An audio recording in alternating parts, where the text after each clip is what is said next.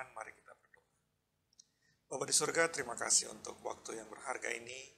Kami mau merenungkan kebenaran-Mu Tuhan. Tolong kami ya Bapa, berikan kekuatan kepada kami untuk bisa berkonsentrasi untuk mendengarkan firman. Dan tolong kami ya Tuhan, untuk bisa mengerti kehendak-Mu melalui firman-Mu. Biarlah apa yang hamba-Mu sampaikan ini Tuhan, boleh membuat kami dapat merenungkan lebih dalam lagi tentang pengharapan di dalam Engkau ya Tuhan. Roh Kudus yang beracara dengan kami, Roh Kudus yang berbicara kepada kami. Dalam nama Yesus, haleluya, amin. Bapak yang dikasihi Tuhan, hari ini saya mau mengajak kita untuk merenungkan tentang pengharapan. Firman yang akan kita renungkan adalah dari 1 Petrus pasal 1 ayat 3-9.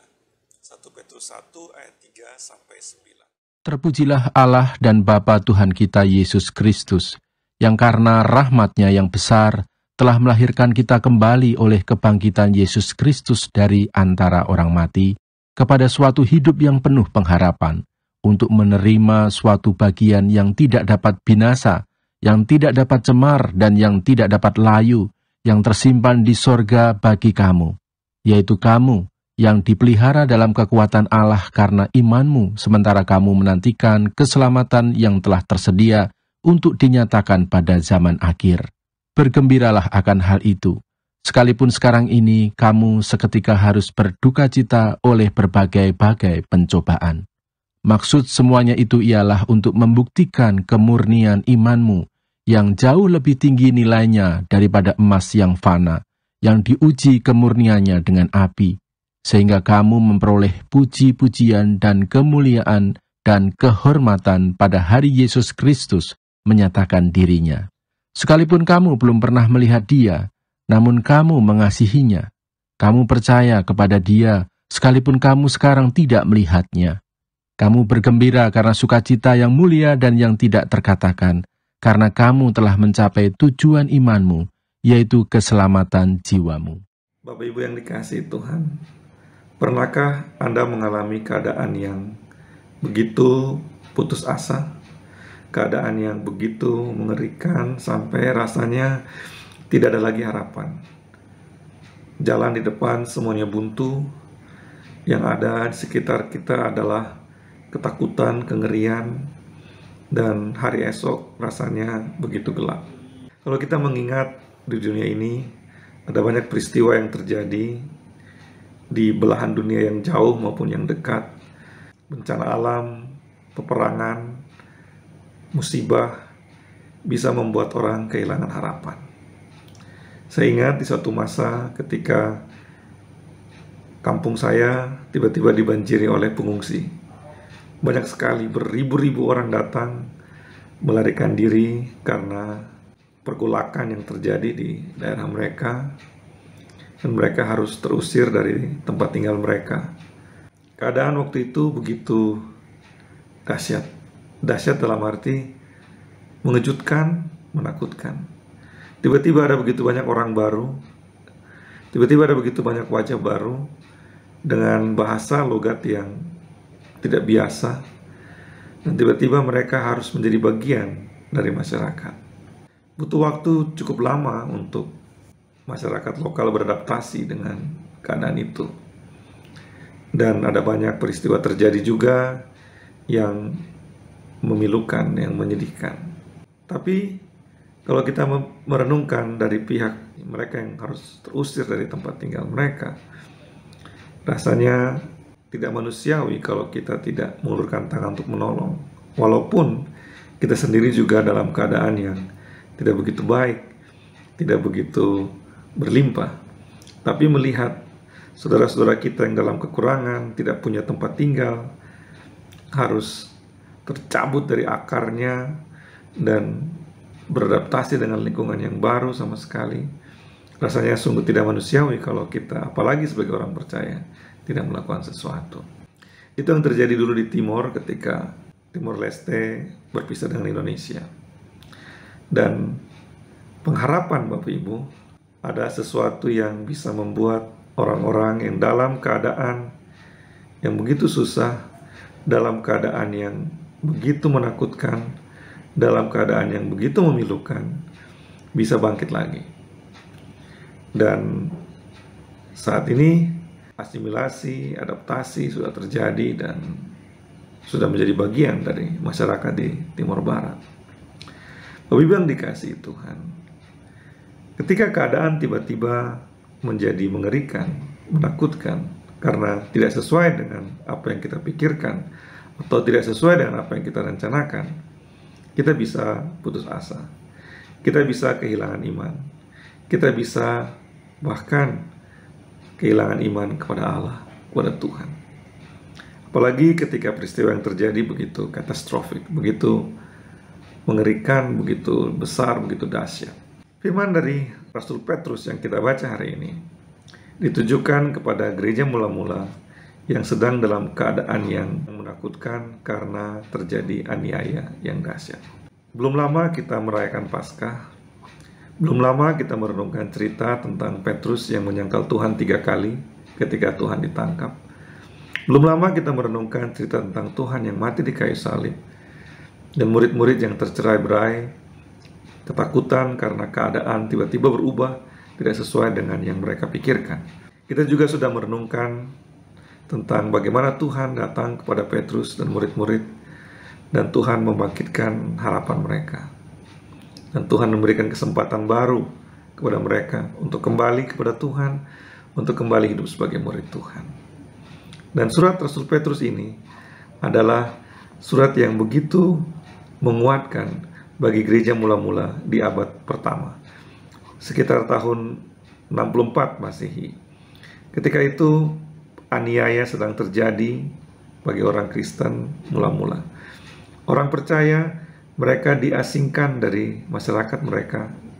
Mereka terpaksa harus menyembunyikan diri, menyembunyikan iman mereka. Karena jika iman mereka ketahuan, mereka percaya kepada Kristus, maka mereka akan mengalami aniaya. Dan kita sudah pernah nonton mungkin film-film yang menggambarkan aniaya di masa gereja mula-mula itu. Begitu mengerikan. Awal mulanya aniaya hanya datang dari kalangan orang Yahudi, pemimpin-pemimpin agama yang tidak suka dengan para pengikut Kristus. Tapi kemudian aniaya dilakukan juga oleh Kekaisaran Roma yang menuduh mereka sebagai pembangkang terhadap kekaisaran karena mereka tidak menyembah kaisar. Tadinya mereka dianggap bagian dari agama Yahudi sehingga tidak diapa-apakan. Tapi kemudian para pemuka agama Yahudi menyatakan bahwa pengikut Kristus, sekte jalan lurus waktu itu mereka dikenal, ini adalah orang-orang yang bukan Yahudi, bukan penganut agama Yahudi lagi. Sehingga kemudian penguasa Roma menuntut mereka untuk menyembah kaisar, sesuatu yang tidak mungkin dilakukan oleh para pengikut Yesus. Dan akibatnya aniaya yang dahsyat, sistematis, masif, terencana dialami oleh murid-murid Yesus. Dan Rasul Petrus menulis surat ini kepada jemaat untuk menguatkan mereka. Kalau kita baca tadi, Rasul Petrus mengingatkan kepada mereka tentang kasih karunia Allah, mengingatkan kepada mereka untuk tetap setia kepada panggilan Allah bagi mereka. Hidup Bapak Ibu adalah perjalanan yang tidak mudah. Dan untuk menjalani sebuah perjalanan yang tidak mudah, kita butuh kekuatan, kita butuh inspirasi, kita butuh firman Tuhan yang menolong kita untuk bisa bertahan. Dan janji Tuhan itu adalah salah satu kekuatan yang bisa membuat pengikut Yesus dalam keadaan yang susah seperti apapun bisa bertahan. Janji Tuhan akan apa? Janji Tuhan akan upah surgawi. Upah surgawi yang disediakan bagi setiap orang yang percaya, setiap orang yang bertahan dalam keadaan yang susah, menjaga iman sampai akhir. Pengharapan akan janji itu, pengharapan akan janji itu, janji di masa depan itu akan menjadi kekuatan di masa sekarang. Keselamatan yang dimulai dalam kasih karunia Allah akan dituntaskan dengan upah yang kekal yang Tuhan berikan. Dan itu yang Rasul Petrus tegaskan kepada jemaat mula-mula melalui suratnya. Dia menguatkan mereka untuk bertahan dalam keadaan sesusah apapun. Petrus menguatkan jemaat mula-mula tentang pengharapan, pengharapan yang hidup. Kata keselamatan atau salvation dalam bahasa Inggris itu Akar katanya dalam bahasa Latin adalah salus. Kata salus itu artinya kesehatan dan kesempurnaan. Tapi kata salus ini juga dekat sekali dengan kata Ibrani shalom yang artinya damai. Ketika memegang pengharapan akan upaya yang kekal, kita yang mengalami kesulitan dalam hidup yang sekarang mendapatkan kekuatan. Pengharapan yang Petrus sampaikan adalah sebuah kenyataan yang aktif dan hidup, nyata. Petrus kemudian menjelaskan juga bahwa pengharapan yang hidup ini adalah sesuatu yang tidak akan pudar, tidak akan binasa, tidak akan habis. Bapak Ibu yang dikasihi Tuhan, kalau kita beli suatu barang, bagaimana kita memilih barang itu? Taruhlah sepatu. Kalau kita mau beli sepatu, kita akan pilih sepatu yang seperti apa? Kita pilih sepatu yang murah. Di online shop banyak sekali sepatu yang murah dengan ditempeli brand terkenal, tapi harganya murah sekali. Atau kita mau beli sepatu yang original, brandnya, dan harganya mahal sekali. Soal harga itu relatif. Tapi kalau kita membeli sesuatu seperti sepasang sepatu, tergantung kita mau beli untuk apa. Sepatu yang kita biasa pakai sehari-hari, sebaiknya kita membeli yang kualitasnya cukup baik, yang bisa tahan dipakai lama. Kalau kita pakai setiap hari, melintasi jalan yang seperti apa, itu kualitasnya harus sesuai. Tergantung apakah kita pejalan kaki atau kita naik mobil. Kalau kita jalan kaki, sepatu yang kita pakai harus sesuatu yang lebih baik kualitasnya, yang kuat untuk dipakai jalan kaki. Kenapa? Karena kita mau pakainya lama. Akan bodoh sekali kalau kita membeli suatu produk dan tahu bahwa itu hanya akan bertahan 1 bulan atau 1 minggu bahkan. Nah, ketika kita membeli sesuatu barang di dunia ini, kita mau barangnya itu bertahan lama, ya kan? Kita mau bahan itu punya kualitas untuk endure, untuk tahan dalam waktu yang cukup lama. Pengharapan yang Petrus bicarakan adalah pengharapan yang tidak akan pudar. Pengharapan yang akan selalu bisa menjadi kekuatan. Pengharapan yang membuat kita selalu bisa menikmati janji-janji Tuhan. Nah ini sesuatu yang unik yang Petrus sedang sampaikan pada jemaat mula-mula yang sedang mengalami keadaan yang sangat susah. Jemaat mula-mula dalam keadaan yang begitu berbahaya karena aniaya yang mereka alami bisa membuat mereka menyerah akan iman mereka. Aniaya yang mereka alami bisa membuat mereka putus asa, berhenti berharap, berhenti percaya. Pengharapan seperti apa yang bisa membuat mereka bertahan? Petrus meyakinkan pengikut Yesus waktu itu dalam keadaan yang mereka sedang alami saat itu, bahwa pengharapan yang diberikan dalam kasih karunia Allah adalah pengharapan yang tidak akan binasa, pengharapan yang tidak akan pudar, pengharapan yang tidak akan layu. Dengan pengharapan seperti itu, mereka bisa bertahan dalam keadaan yang sulit seperti apapun. Dalam pengharapan yang seperti itu, mereka akan bisa bertahan dalam krisis seperti apapun, kesukaran yang seperti apapun. Bapak yang dikasihi Tuhan, kata-kata itu kelihatannya seperti klise. Oke, tapi coba alami dulu. Ada yang bilang begitu. Gampang ngomongnya kalau tidak mengalaminya. Kalau belum mengalaminya, coba alami dulu. Apakah Bapak Ibu saat ini sedang mengalami kesukaran yang membuat mau hilang harapan? Aniaya yang membuat mau hilang harapan? Ketika saudara-saudara kita dari Timor Leste datang ke Timor Barat dengan keadaan yang begitu parah, kehilangan semuanya, ada yang rumahnya hilang, mobilnya hilang, bahkan anggota keluarganya ada yang meninggal dunia. Apa yang bisa mereka lakukan di tempat yang baru?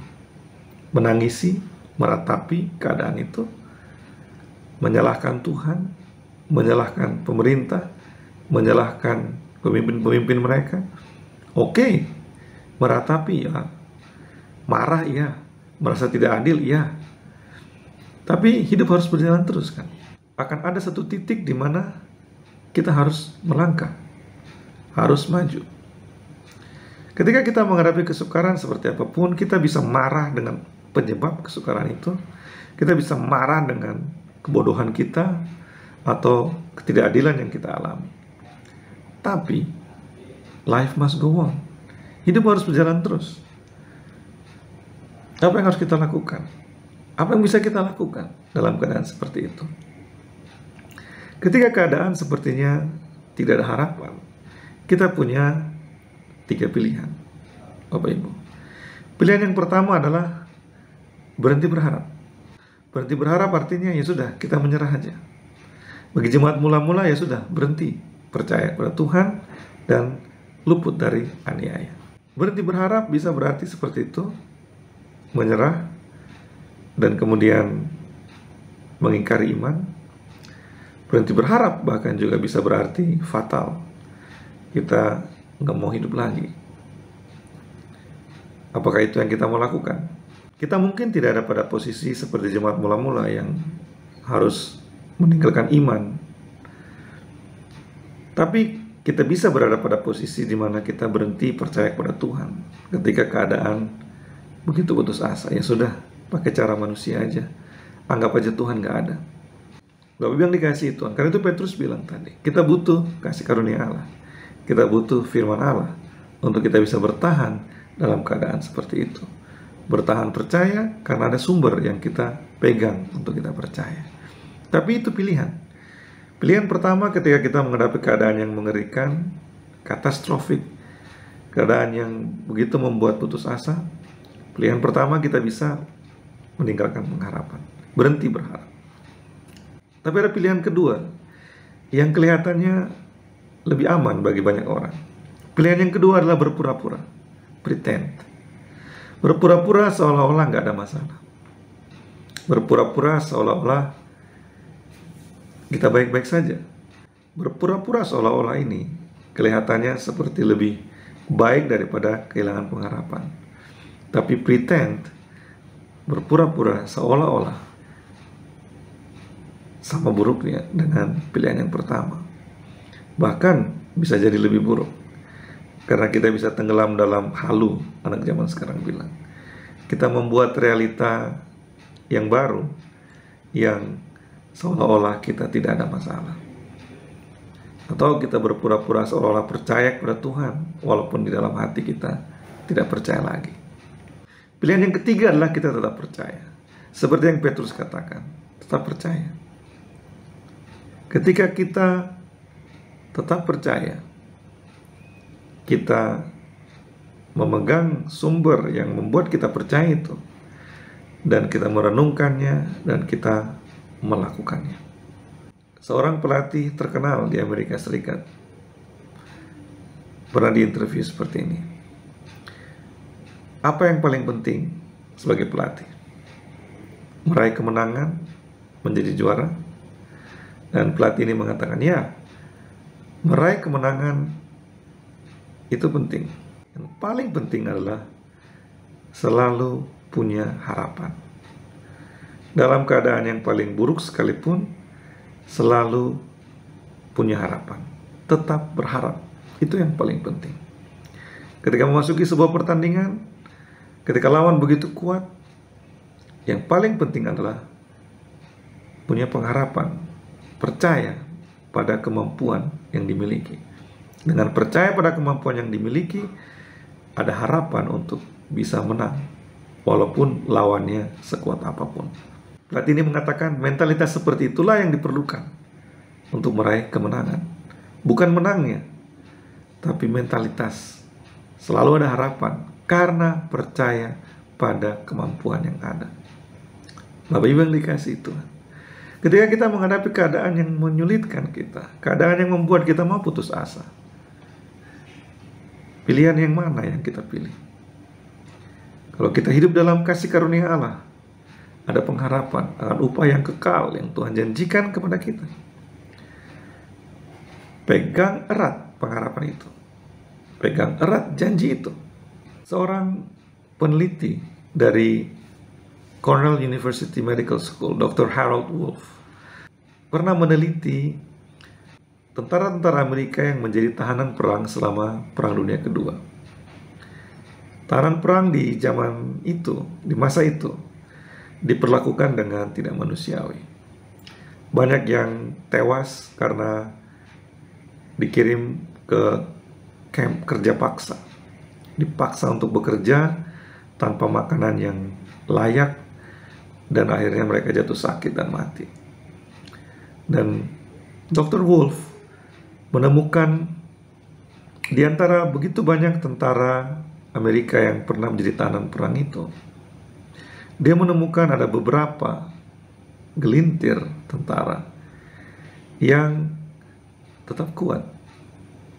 Artinya mereka tidak sakit secara fisik maupun secara mental. Dan Dr. Harold Wolf meneliti tentara-tentara ini. Apa yang membuat mereka bisa bertahan di masa-masa yang begitu susah itu?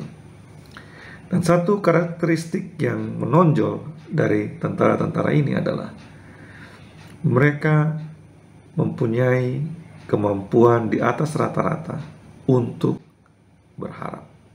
Dalam keadaan yang begitu susah, begitu gelap, tentara-tentara ini memegang sebuah pengharapan yang kuat. Dan pengharapan yang kuat itu menolong mereka rupanya untuk bertahan dalam keadaan yang susah itu. Bukan hanya bertahan secara mental, tapi secara fisik pun mereka bisa melaluinya dengan selamat. Dan Dr. Wolf menemukan tentara-tentara ini berharap dan menerjemahkan pengharapan mereka dalam tindakan yang praktis. Mereka bukan hanya sekedar duduk dan berharap, tidak melakukan apa-apa. Tentara-tentara yang diteliti Dr. Wolf ini, mereka menghabiskan waktu untuk menggambar, melukis. Ada yang melukiskan wanita yang dia akan nikahi. Ada yang melukiskan rumahnya nanti setelah dia bebas dari tahanannya, dia akan tinggal di mana. Ada yang bahkan merencanakan dan mengatur, mengorganisir seminar bisnis, membuat perencanaan bisnis selagi menjadi tahanan perang. Dan Dr. Wolf menyimpulkan bahwa pengharapan itulah yang menolong mereka bertahan. Pengharapan itulah yang menolong mereka untuk bertahan hidup dan bahkan tetap sehat walaupun dalam keadaan tahanan yang begitu tidak manusiawi.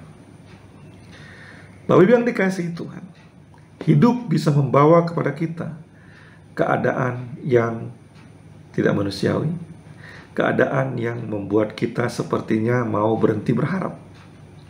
Tapi sebagai orang yang percaya akan kasih karunia Allah, kita punya sumber yang menunjukkan kepada kita bahwa kita bisa tetap berharap. Bagaimana kita tetap berharap? Dengan tetap memandang kepada upah yang kekal yang Tuhan sediakan bagi kita.